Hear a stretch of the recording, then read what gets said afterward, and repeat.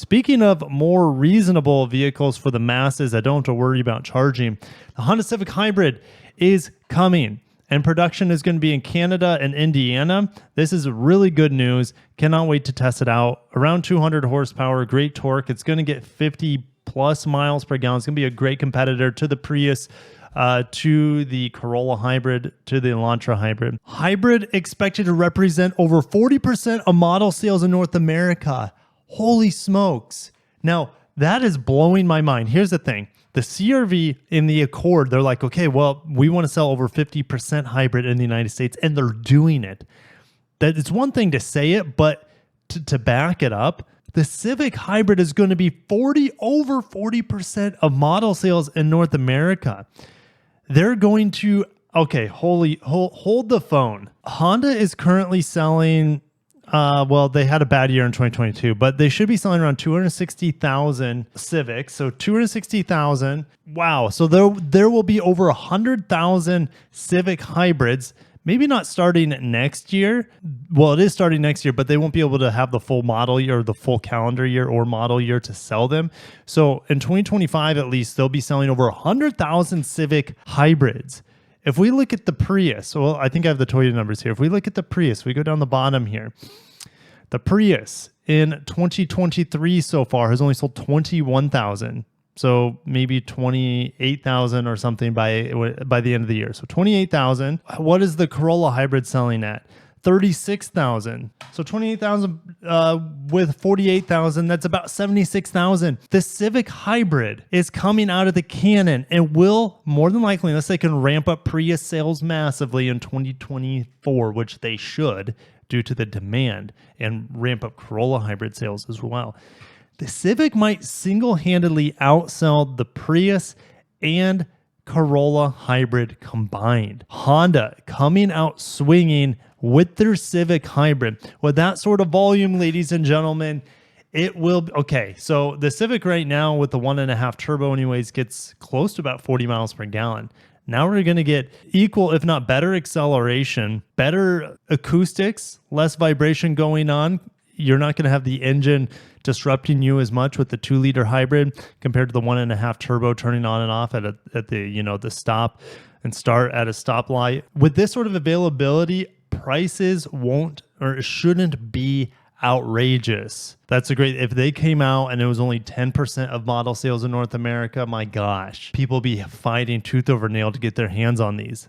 With the sort of volume that they're promising, thank you, Honda. Thank you, thank you, thank you. I'm a huge fan of hybrids, owning a Prius myself and trying to get a new Prius Prime, but since the volume is so low, it is not an easy task. Anyways, maybe I'll just switch. It depends. It depends if I can get a Prius Prime in the near future. If I can't, maybe I'll switch to a Civic Hybrid. The Civic Hybrid handles better, or the Civic in general handles a lot better than the Corolla or the Prius. I had to go on and make a spreadsheet comparing the Civic Hybrid and how I'm expecting it to arrive in the United States versus the competition. So on the far left, Civic Hybrid here has a 2-liter inline-4.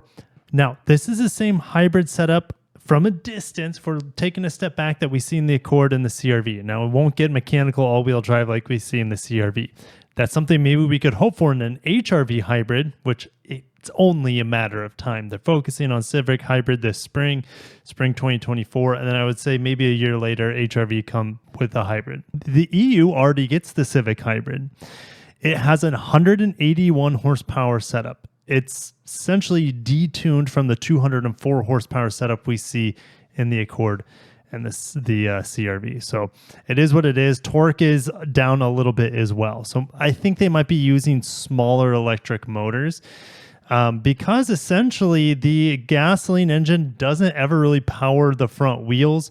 It's only for highway usage where it can kind of link up and somewhat power the wheels. It's a tricky situation, but it's mainly a series hybrid more so than a parallel hybrid 90% of the time, if not more. So you're limited by the electrical output of the motors as well as how much the battery can juice out and how much the gasoline engine can juice up that battery to provide that power. But anyways, don't expect it to be much different than 181 horsepower and a healthy 232 pound-feet of torque. Where the Civic does really well against its competitors is right off the line, because it is more of like a true electric car right off the line. Where it fails compared to its competitors is the responsiveness. If you hit the gas pedal in Honda's hybrids when you're already up to speed, you're waiting for the engine to build revs to supply the energy needed to the battery. It's not responsive. Once you're up to speed, it's responsive off the line. So it has its drawbacks, and it's not as efficient on the highways compared to Toyota and probably Hyundai's hybrid system as well. I'm expecting 52 to 55 miles per gallon, and I'm hoping it starts around 27,000 US dollars. The hatchback might cost a little bit more. The Corolla hybrid is kind of the budget and as well as the Elantra hybrid. They both provide very similar power experiences, but they provide different experiences in terms of electrification. You have more of a traditional driving experience here with the 6-speed dual clutch that you see in the Elantra hybrid. But the Corolla hybrid is more responsive once you're up to speed. You hit the gas. That eCVT is lightning quick with the planetary gear split power device. You do have to wait for the transmission to downshift with the Elantra hybrid, but it is more responsive up when you need that power compared to the Civic hybrid. Miles per gallon, I guess I didn't fill any of that out. And this is where I think the Corolla hybrid has taken a little bit of a step back, but that's really an EPA numbers only. When I've tested the Corolla hybrid, you're able to get crazy fuel economy out of it. Same thing with the Elantra hybrid. I was getting like 65 miles per gallon at times in the Elantra hybrid, and maybe even more. It was just mind-blowing how efficient the Elantra hybrid was. When I'm looking at the Elantra hybrid compared to the competition, I'm worried a little bit about longevity. These all have eCVTs, which are essentially unbreakable. The DCT, a dual clutch, I'm a little bit worried about longevity there in comparison. But it is super efficient. If you're able to get it at this $25,000 price point, it is worth the money. The Prius, though, is so beautiful. It has unique looks. It has unique and improved technology compared to the rest of the cars in this lineup. It definitely has a higher starting price as well. The Prius Prime sits alone at the top. It is a masterpiece of efficiency and practicality. That's why I want one so bad. They are hard to get. Toyota's not making a lot of them, especially for markets that are not a carb state. Florida is not a carb state, so they don't see hardly any Prius Primes. But you get up to 44 miles of electric range, 220 horsepower. It is by far the fastest vehicle on this list, followed probably by the Prius and the Civic hybrid. They're probably a tie, would be my guess. And then the Elantra hybrid after that. I don't know. The Corolla and the Elantra are both pretty slow.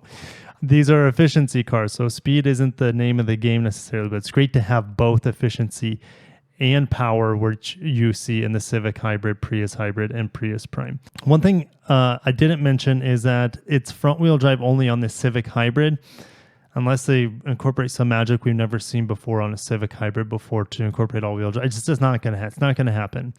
But the Corolla hybrid can get all-wheel drive. Same thing with the Prius. The Elantra, the Prius Prime, and the Civic hybrid all come in front-wheel drive. So that might be a benefit for some of you guys that feel like you need all-wheel drive at the cost of your pocketbook, because it's going to cost you, I don't know, $1,200, $1,500 more compared to the front-wheel drive models.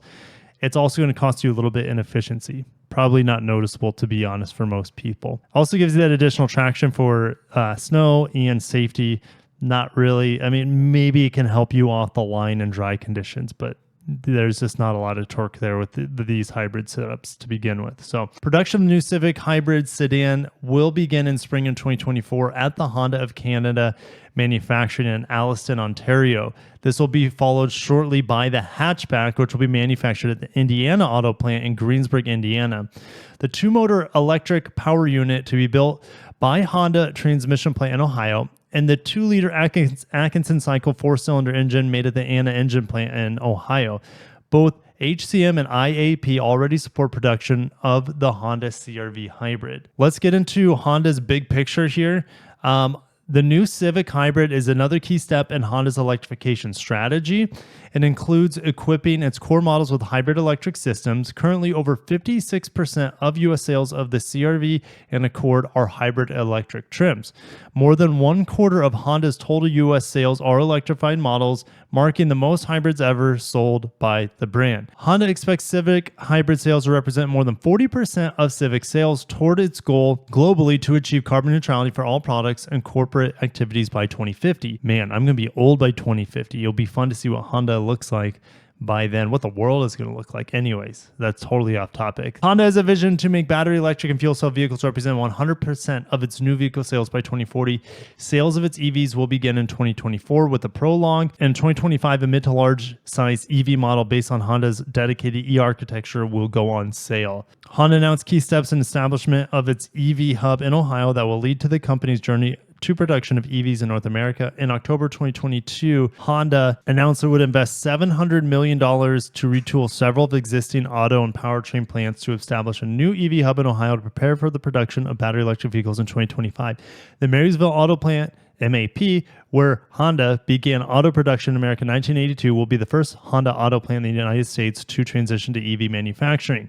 The new EV hub includes a new joint venture between EV battery plant being established by Honda and LG Energy Solution. Again, Toyota just recently said they will be using batteries from LG Energy Solution. I believe that's starting in 2026. So Honda and Toyota essentially will be using the same batteries, not made at the same place, but from the same manufacturer batteries, which is LG Energy. Toyota will also have their own battery plant in North Carolina with Toyota Tsusho. So no sharing of battery technology, or, that'll be unique. I'll just say that it'll be unique to Toyota hybrids, plug-in hybrids, and EVs, those batteries coming out of North Carolina. But anyways, the new joint venture with Honda and LG is scheduled to be completed by the end of 2024 with an annual production capacity of approximately 40 gigawatt hours. 40 gigawatt hours, let's say the average EV battery size is around 80,000 kilowatt hours. That's 500,000 EVs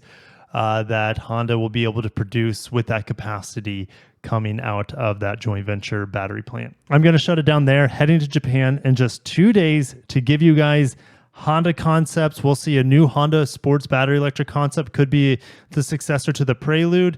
Could be the successor to the S2000 in battery electric coupe form. They'll have a bunch of other cute stuff there too, as well as electric motorbikes. Maybe their next generation Jet might be there. It's just Honda's got their hands in so many pots, and it's pretty sweet. So I will show you guys all the Toyota, Lexus concept reveals, the Nissan concept reveals, Mazda, Subaru, Suzuki, etc. All that good stuff. Can't wait to share it to you in just a few days' time, heading to Japan for the Japan Mobility Show. Thank you guys.